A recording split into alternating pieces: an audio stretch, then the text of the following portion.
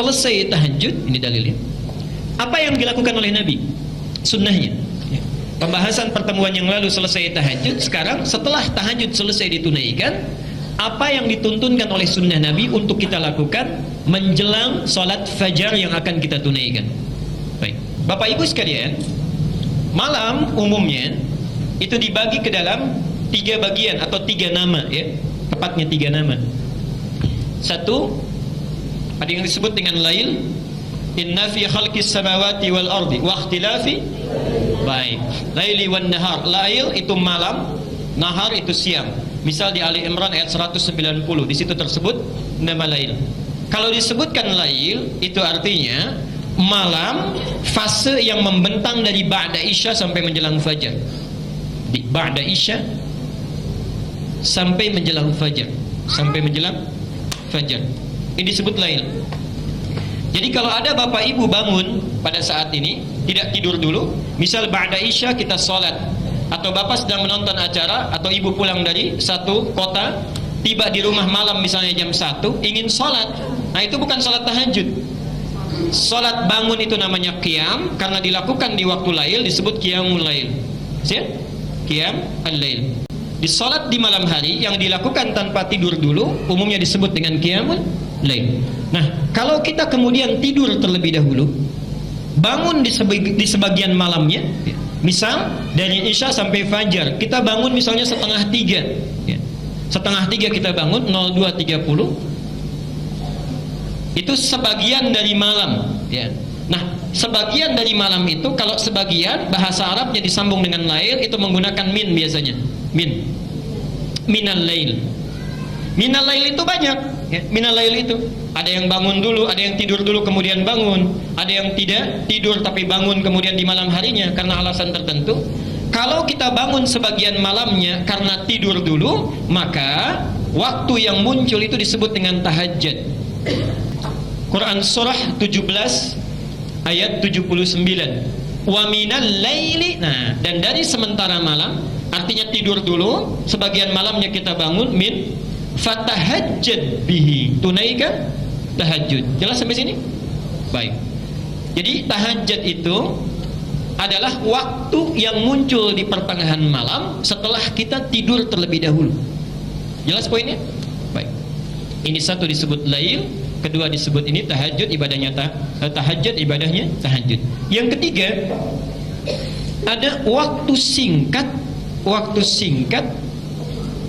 menjelang fajar. Menjelang fajar, ini pun bagian dari lail. Menjelang fajar.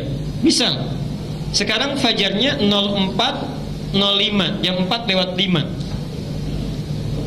Kita selesai tahajud misalnya setengah 4 sudah beres tahajud.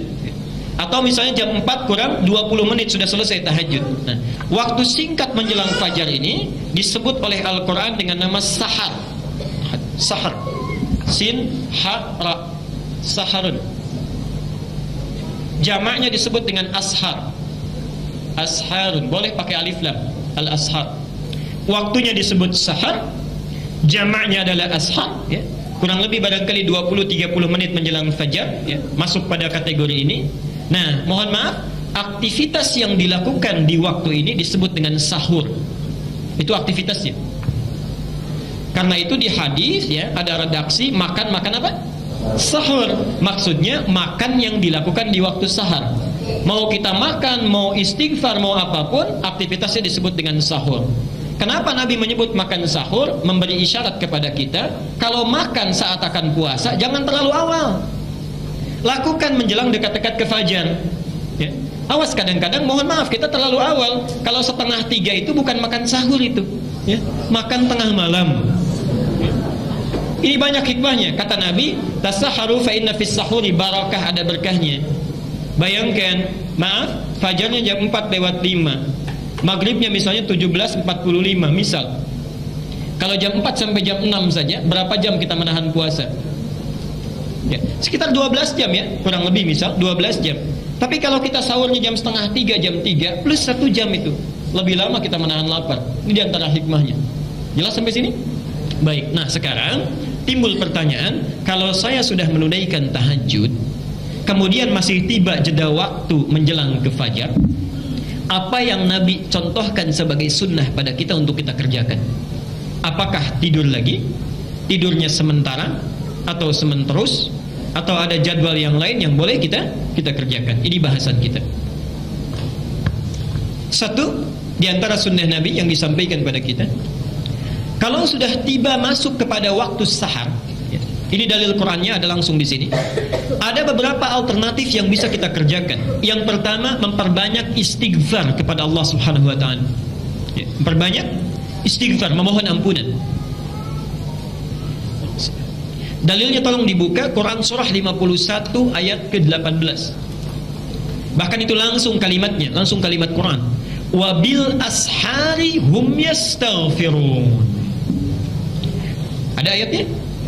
Wabil ashari hum yastaghfirun.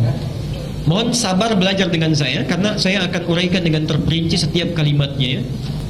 Perhatikan sini. Satu, di situ ayatnya diawali dengan kata wau. Wabil ashari hum yastaghfirun. Wau kemudian ba. Hebatnya bahasa Al-Quran tidak menggunakan fa tapi ba. Padahal Allah bisa mengatakan wafil ashari hum yastaghfirun, tapi dirubah dari fa menjadi ba. Wabil ashari hum yastaghfirun.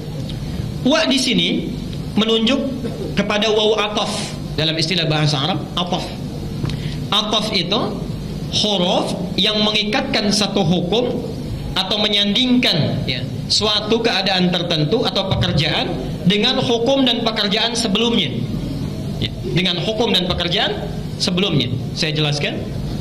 Ketika Allah mengawali ayat 18 dengan waw ini, Allah ingin menjelaskan bahwa istighfar ini sebetulnya satu rangkaian dengan ibadah sebelumnya. Sebelum ayat ini disampaikan, ada ibadah yang dilakukan. Setelah ibadah itu selesai, disambung dengan yang ini. Seakan-akan ingin menyampaikan kalau ibadah yang sebelumnya itu ingin sempurna, sandingkan dengan yang ini. Apa ibadah sebelumnya? Subhanallah, hikmahnya itulah tahajud. Itulah tahajud. Tolong dibaca dari ayat 15-nya. Saya langsung sampaikan. Innal muttaqina fi jannatin wa uyun. Di antara orang takwa itu ada yang tempat tinggalnya di surga, langsung di taman surga. Taman surga. Nanti insya Allah lain waktu dibahas dengan terperinci. Surga itu punya 4 level. Tingkat pertama bersama Rasulullah, ini saya sering istilahkan dengan VVIP, itu bersama Nabi. Yang kedua VIP, ini taman surga, tingkat kedua. Yang ketiga surga yang luasnya seluas langit dan bumi. Subhanallah, kelas bisnis itu. Itu ada di Quran surah Ali Imran ayat 133 dan 134. Dan yang terakhir itu kelas ekonomi ya. Digambarkan surganya, tidak disebutkan apa di dalamnya, cuma digambarkan oleh Nabi, mala ainun ra'at wala udhunun sami'at wala khatara ala qalbi bashar ya. Itu ada di kitab As-Siyam nomor hadis yang pertama. Sekarang lihat, apa keunggulan taman surga yang masuk ke sini? Kalau di surga biasa itu kalau ingin sesuatu yang melayani pelayan surga, namanya wildanun muhalladun. Wildan itu jamak dari kata walad. Wildan jamaknya walad. Walad itu nama umum bagi anak-anak, mencakup laki-laki dan perempuan.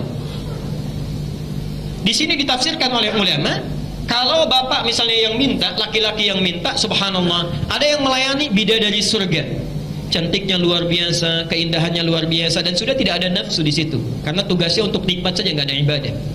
Ibu juga begitu, begitu ingin sesuatu yang datang pangeran surga, datang wildanun mukhalladun di Quran. Ingin minum saja, bi akwabi wa abarika wa ka'sin min ma'in. Datang bawa gelas dengan senyum yang sangat memesona, yang terbuat dari kemilau emas mutiara yang sangat berkilauan. Belum pernah dilihat di bumi, didengar oleh telinga, dan terlintas dalam pikiran kita. Saking indahnya. Ini baru kelas ekonomi yang biasa. Tapi taman surga, akhidhina ma atahum rabbuhum. Ingin apapun, Allah langsung yang kasih tanpa perantara. Kun fayakun ada. Allah langsung yang kasih. Bahkan ada orang, ini unik ini kisahnya. Orang ini orang sederhana, tapi ingin sekali masuk ke sini. Dia lakukan amalannya, nanti kita akan lihat apa amalannya. Orang ini orang biasa, bukan orang yang kaya. kadang-kadang kekurangan dalam hidupnya, tapi ditunggangi ayat ini, amalannya kemudian dilakukan. Subhanallah, muncul Al-Baqarah ayat 25. Wa basyiril ladzina amanu wa 'amilus solihati anna lahum jannatin tajri min tahtiha.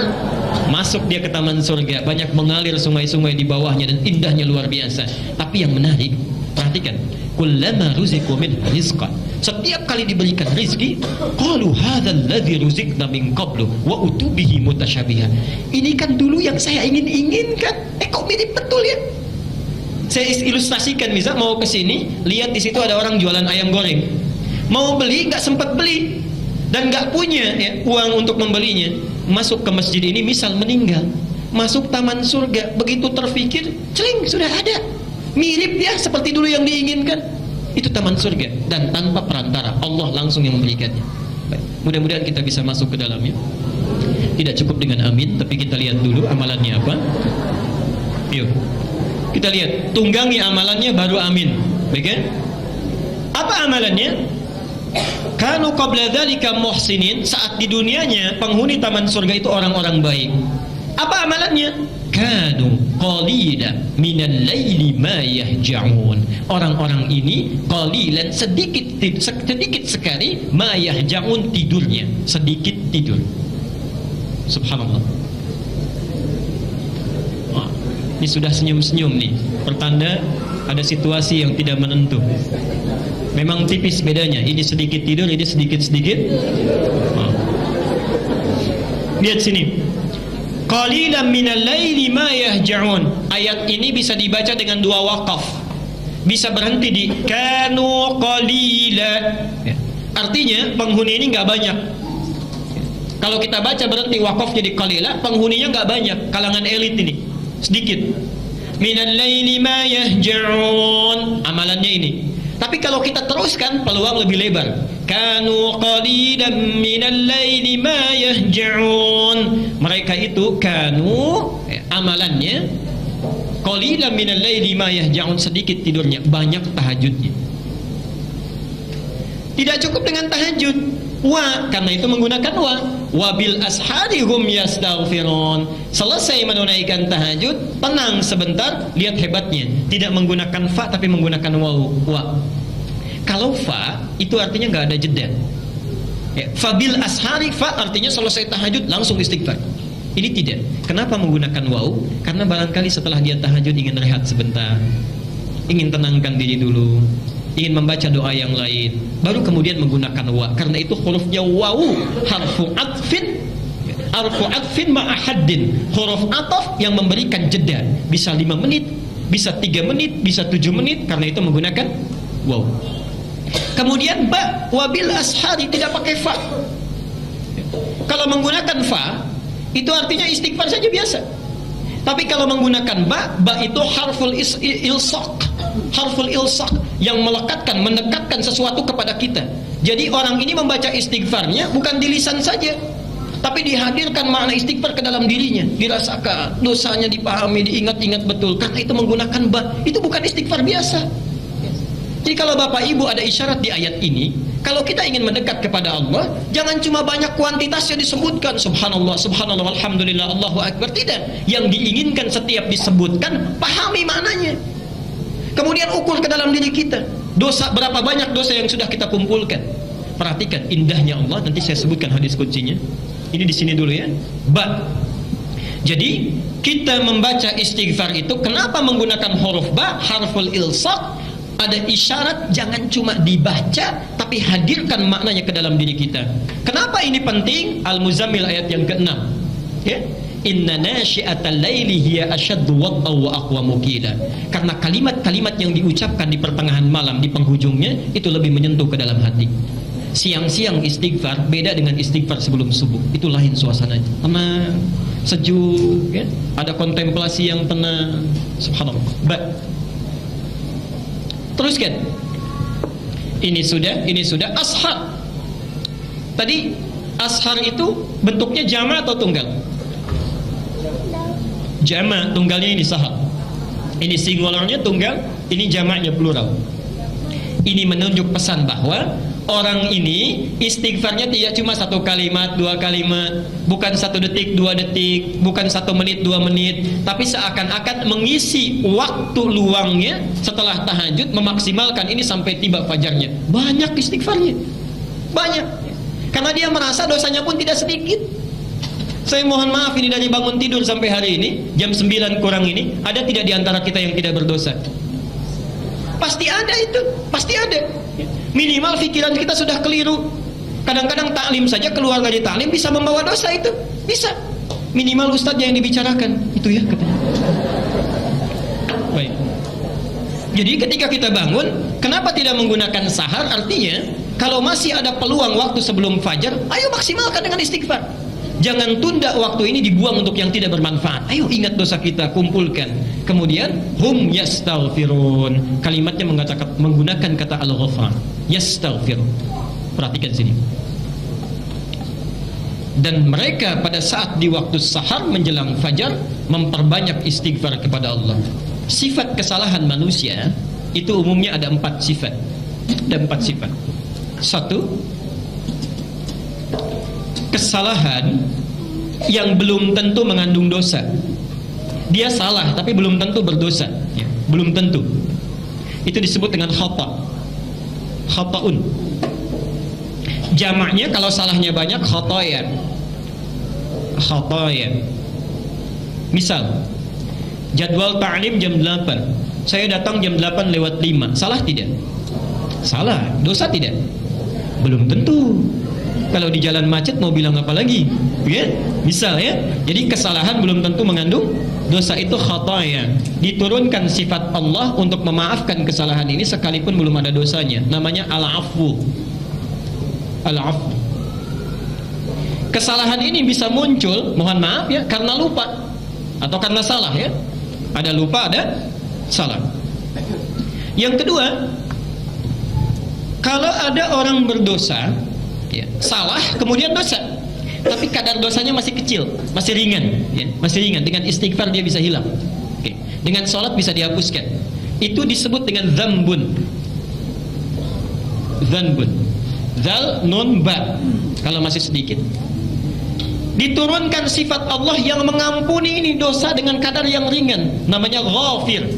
Bukan di surat Al-Ghafir atau Al-Mu'min. Ghafiriz dzambi wa qabilit taubi. Ghafir.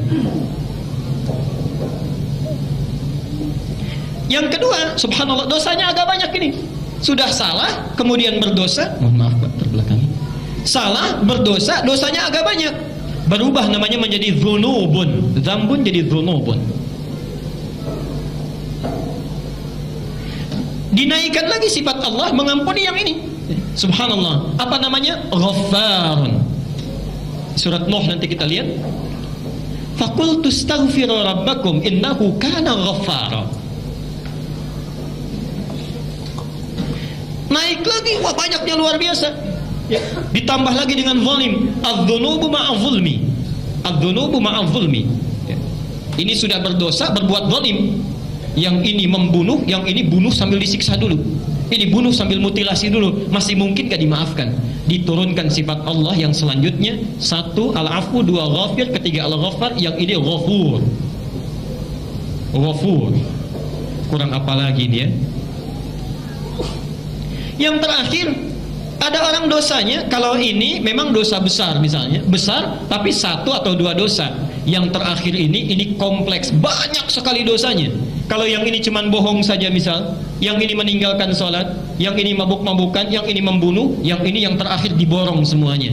Itu bahasanya israf. Israf. Perhatikan, pada orang yang israf dalam dosa pun, banyak sekali dosanya, itu Allah panggil dengan kalimat sayang, supaya mau untuk bertobat kembali kepadanya. Diturunkan sifatnya.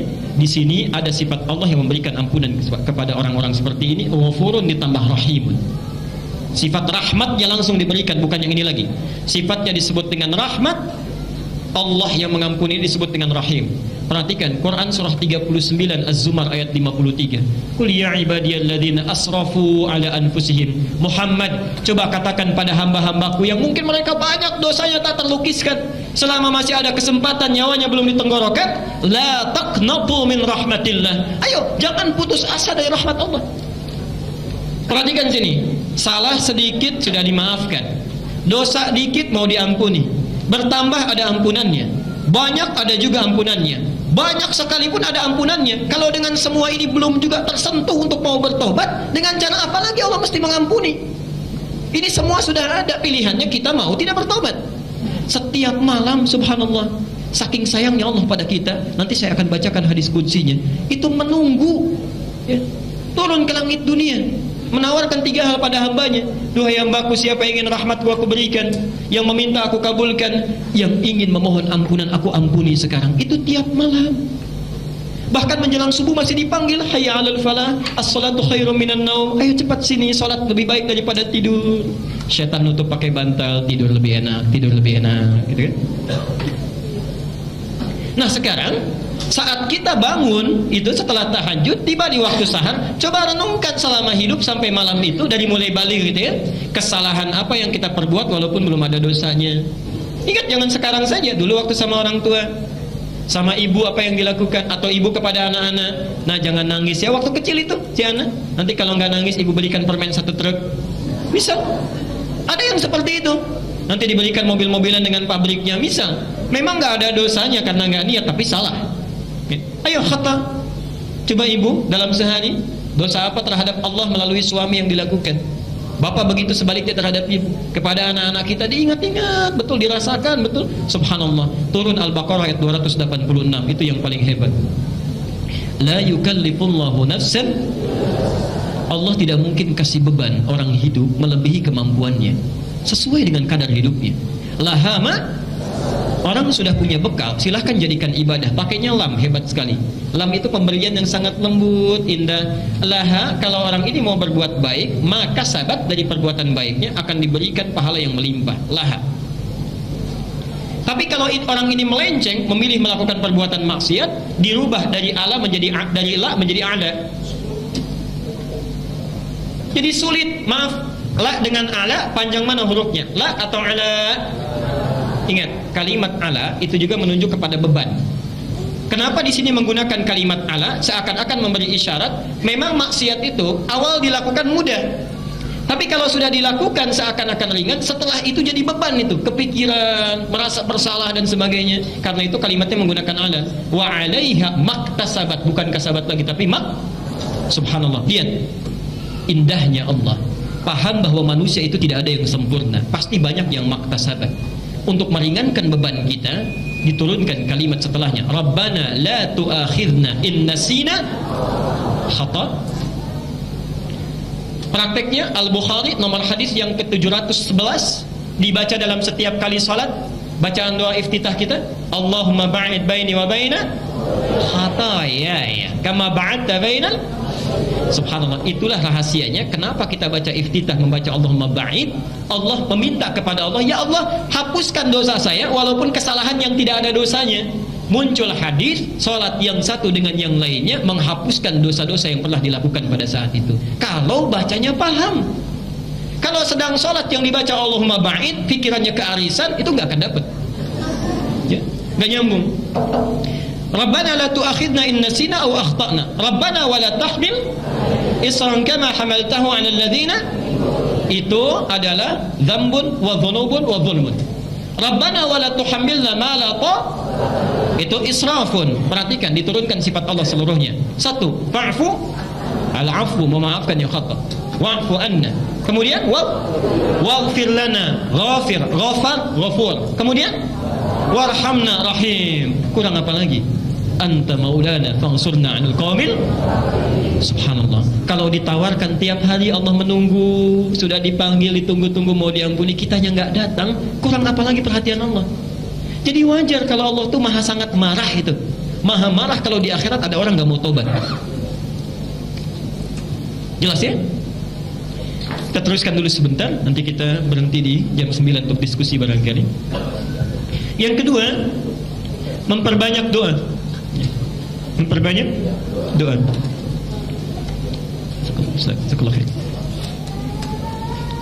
Jadi kita selesai menunaikan tahajud, ada jeda waktu sampai menunggu fajar, ya.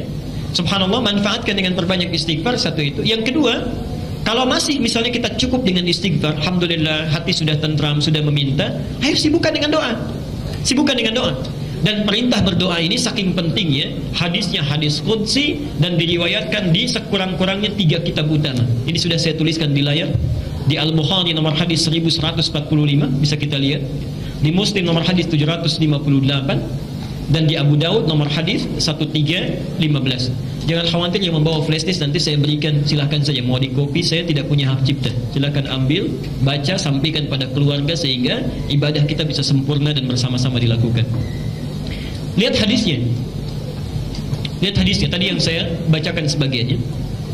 Yanzilu Rabbuna tabaraka wa ta'ala. Ini hadis qudsi. Kata Rasulullah sallallahu alaihi wasallam, Allah Subhanahu wa taala kalimatnya menggunakan Rabb. Yanzilu Rabbuna. Saya agak pelan-pelan ya.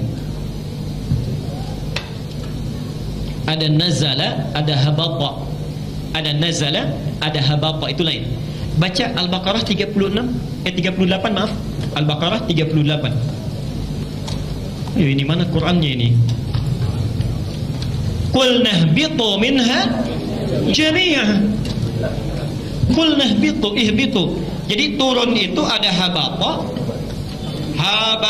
ada nazalat, itu lain. Nazalat. Ada habata, ada nazalat. Qul nahbitu minha jami'an fa imma ya'tiyannakum minni hudan, dan seterusnya ayat. Perhatikan sini, kenapa Adam ketika diturunkan oleh Allah ke bumi, kalimatnya bukan menggunakan nazala tapi menggunakan habata. Qul nahbitu minha jami'an. Perhatikan, kalau habata itu turun dengan niat bermukim, dengan niat tinggal. Adam diturunkan ke bumi memang untuk tinggal di bumi, menjadi khalifah di sana, memperbaiki keadaan bumi. Karena itu kalimat Qur'annya menggunakan habata. Ini hebatnya bahasa Al-Quran, setiap kalimatnya itu ada makna, bahkan hurufnya. Tapi subhanallah, ketika menerangkan Allah yang turun ke langit dunia, tidak menggunakan kata habata, menggunakan kata nazala. Yanzilu Rabbuna. Yanzilu, nazala itu turun, ya, turun umumnya dengan tidak niat mukim, cuman turun saja, ya. Jangan digambarkan di kepala kita Allah turun, bukan. Maksudnya Allah menurunkan rahmatnya, ya. Sudah ada kebahagiaan yang ingin diberikan. Allah tidak segambar, tidak terbayang oleh kita, dan tidak serupa dengan apa yang kita gambarkan. Artinya apa? Kalimat ini mengandung mukjizat yang disampaikan oleh Nabi, tidak menggambarkan. Kalau Nabi berkata yahbitu Rabbuna, ini salah kalimat nabinya, karena Allah tidak menempat, tidak mewaktu. Artinya apa? Mohon maaf, tidak disifati dengan tempat dan sifat yang seperti kita menggunakannya. Kalimat nazala artinya tidak turun untuk menempat, menggunakan isyarat ini, ada kesan dalam kalimat ini, gunakan manfaatnya, itu maksudnya. Gunakan peluangnya. Karena ini hadir tidak setiap waktu. Kalau menempat itu artinya ada tempatnya, tidak? Lebih lama atau sebentar? Sifatnya lebih lama. Saya meletakkan penghapus di meja, ada tempatnya, sifatnya lebih lama. Tapi kalau tidak menempat, tidak mukim, artinya singkat. Ini kalimat ingin menunjukkan waktu. Kenapa menggunakan nazala? Manfaatkan peluang ini karena waktunya cukup singkat, tidak lama, itu maksudnya. Tapi hebatnya, ini kalimat ditambah ya di depannya, yanzilu Rabbuna, ya al-mudhara'ah, ya menunjuk kepada fi'il mudhari, ya. Perhatikan, kalau di dalam Al-Quran, di hadis atau bahasa Arab, satu kalimat diawali dengan ya.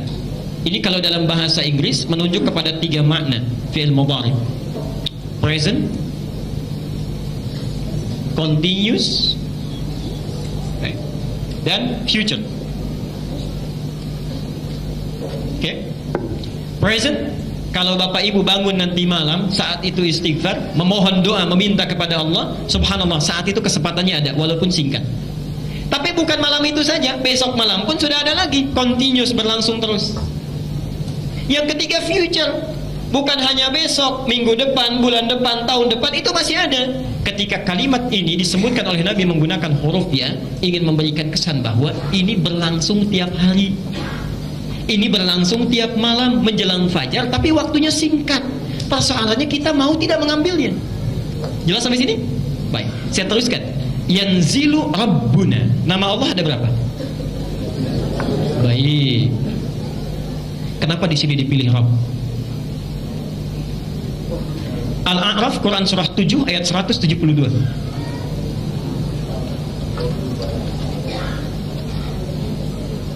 Agak sabar ya sebentar. Al-A'raf, Quran surah 7 ayat 172. Tafsirnya, catat tafsirnya, syarahnya. Hadis yang paling mudah saja, Al-Arba'in An-Nawawiyah, nomor hadis yang keempat dari Abdullah bin Mas'ud. Perhatikan di sini. Di dalam surah Al-A'raf ayat ke-172, ketika Bapak Ibu kita semua sedang berada di alam kandungan, di rahim ibunda kita, itu sudah ada dialog kita dengan Allah. Ditanya oleh Allah, alastu birabbikum? Qalu bala. Perhatikan poinnya, birabbikum. Nama Allah itu kan banyak, kenapa tidak menggunakan Rahman? Bisa Allah mengatakan alastu birahmanikum, alastu birahimikum, alastu bimalikikum. Kalau yang namanya Tuhan kan berkuasa raja ya, subhanallah. Tapi yang dipilih oleh Allah di sini kalimat Rabb. Rabb ini asalnya dari kalimat tarbiyah, at-tarbiyah.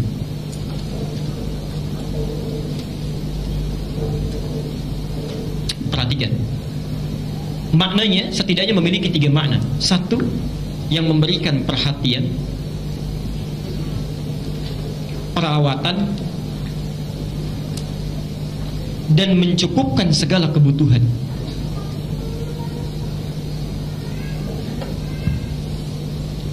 Kalau sifatnya sementara, misal kita kan tidak abadi hidup di dunia ini ya. Orang tua memperhatikan anaknya, merawat dengan baik, dicukupkan kebutuhannya. Kalau sifatnya sementara disebut dengan murabbi. Murabbi. Pernah dengar istilah murabbi? Ini ada murabbi saya, maksudnya yang melihat saya, memperhatikan saya, merawat saya. Orang tua itu murabbi kita.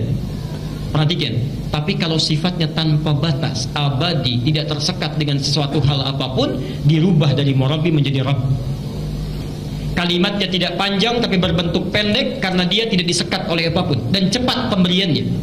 Seakan-akan ketika kita ditanya oleh Allah, siap tidak kamu mengakui saya sebagai Tuhan yang nanti selama hidup akan saya perhatikan perjalanannya, saya rawat supaya kamu tidak gelisah.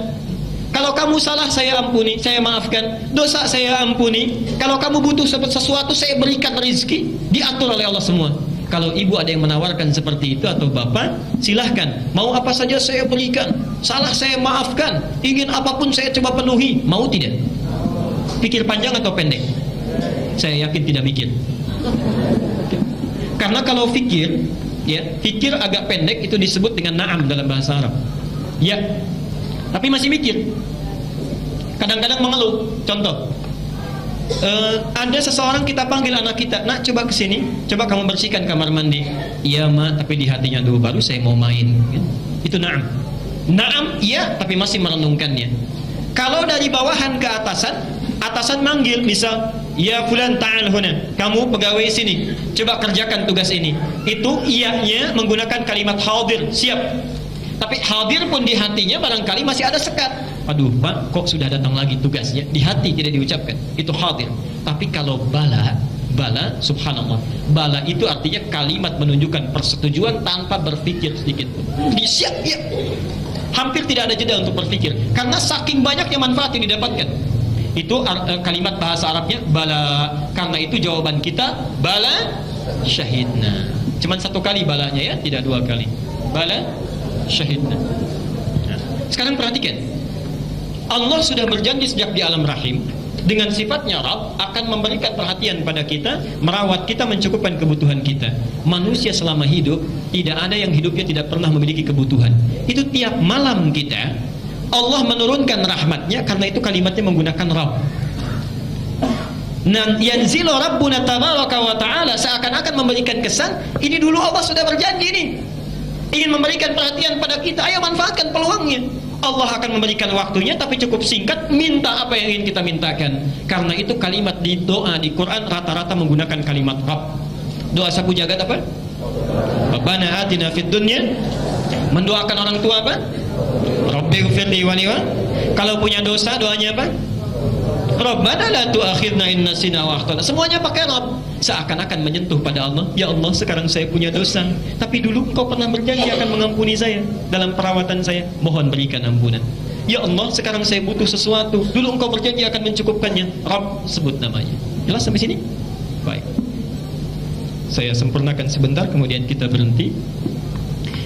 Yanzilu Rabbuna tabaraka wa ta'ala kulla lailatin ila as-sama'id dunya. Allah Subhanahu wa ta'ala memberikan kesempatan pada kita setiap di akhir malam di langit dunia. Hina yabqa thuluthul lailil akhir yaqul. Sampai, perhatikan, waktu ini dimulai di akhir dari sepertiga malam. Tadi waktu sahar. Akhir sepertiga malam, di akhir sepertiga malam di waktu sahar. Jadi waktu singkat menjelang fajar.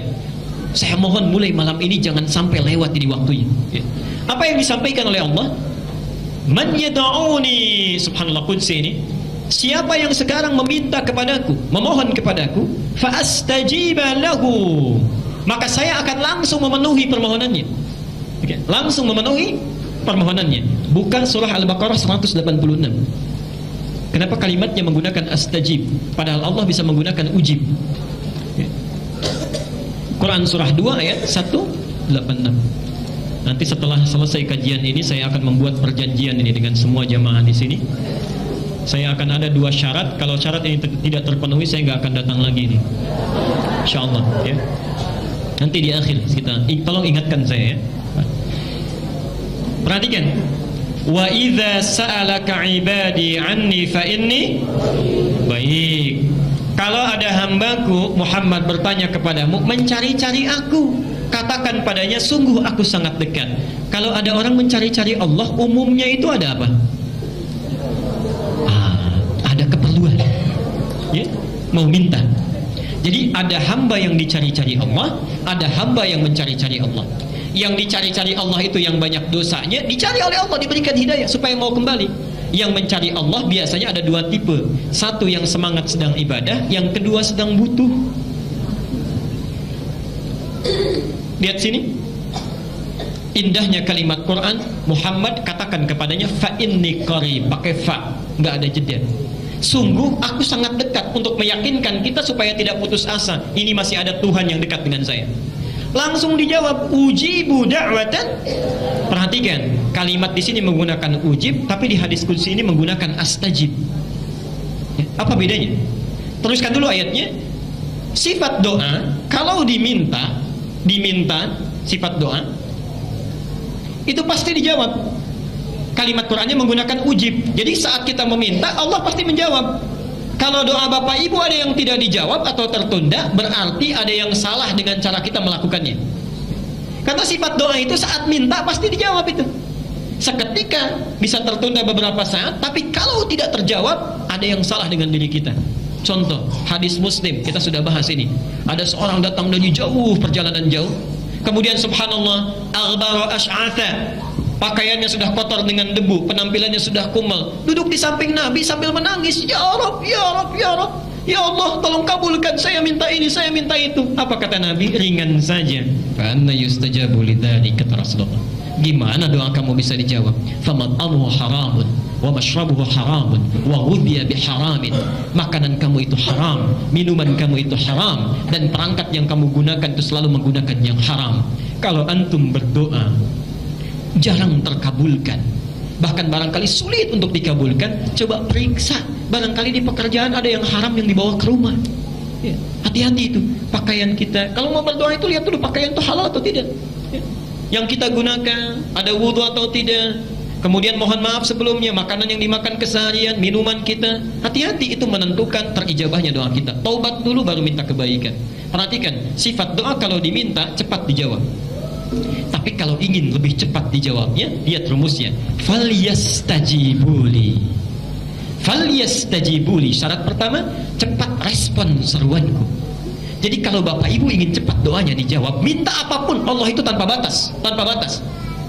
Minta apapun, kalau ingin cepat jawaban turun, syarat pertamanya, begitu Allah minta sesuatu, cepat lakukan. Contoh, azan subuh 4:05, bahkan sebelum dipanggil, ayo berangkat. Sebelum dipanggil, Pak. Ya, subhanallah. 4:05 adzan subuh, sebelum dipanggil datang, falyastajibu, itu artinya cepat merespon. Orang-orang yang cepat merespon perintah Allah, permintaan Allah, cepat jawaban Allah turun. Mohon maaf, kalau antum menuntut ingin cepat, diminta kadang dilambat-lambat, maka itu wajar bagi Allah pun menunda. Dan menundanya pun karena sayang. Bukankah setiap ditunda terus-terusan meminta? Ya, lihat sini, itu satu. Yang kedua, wal yu'minu bi, mintakan dengan yakin, jangan ragu, ya. Duhai Allah, saya mohon kepadamu, luluskan anak saya ya Allah. Mau ranking 1 nggak apa-apa, ranking 3 nggak apa-apa, tapi kalau engkau nggak berkehendak juga nggak apa-apa, nggak lulus, pasti itu yang terbaik. Itu nggak bagus. Minta yang paling kuat, yang wajar, yakin bahwa Allah pasti mengabulkan, sekalipun yang mustahil menurut manusia. Nabi Zakaria pernah doa itu minta khusyuk pada Allah supaya diberi keturunan. Padahal kata medis itu istrinya sudah tidak mungkin punya keturunan, menopause, divonis mandul. Nabi Zakaria sudah sepuh. Keajaiban terjadi, minta saat malamnya di mihrabnya, memohon dengan khusyuk pada Allah. Saat itu belum selesai sholatnya sudah turun jawabannya. Itu ada di Ali Imran ayat 38 dan 39. Kita terbuka peluangnya. Jelas sampai sini? Sekarang sambungkan, dan ini bagian akhirnya. Di ayat tadi ada kalimat faliyastajibuli, sifat ini menggunakan astajibu. Artinya kalau bapak ibu mau berdoa kepada Allah di dalam waktu sahar itu, ya respon dulu sebelumnya, tahajudnya lebih rajin, ya. Sebelum tidur itu disiapkan tidurnya lebih awal, kemudian bangunnya lebih awal, tunaikan tahajud dengan semangat. Orang yang semangat menunaikan ibadahnya, jawaban Allah astajibuli, begitu dia berdoa langsung Allah kabulkan.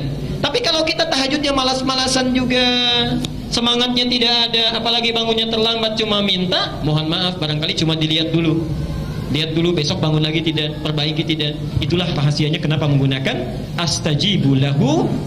Saya cepat, man yas'aluni fa'utihi, ini baru berdoa. Yang kedua, man yas'aluni, siapa yang meminta sesuatu kepadaku. Bedanya kalau yang pertama belum tentu meminta, tidak setiap doa itu kan minta, ya, tidak setiap. Tapi yang ini khusus spesifik, minta sesuatu. Dan sa'ala itu menunjuk kepada permintaan yang spesifik. Artinya kalau minta harus jelas. Sa'ala itu bertanya, ya. Suka diartikan bertanya, meminta sesuatu dengan jelas. Bertanya itu kan ingin kejelasan, ya.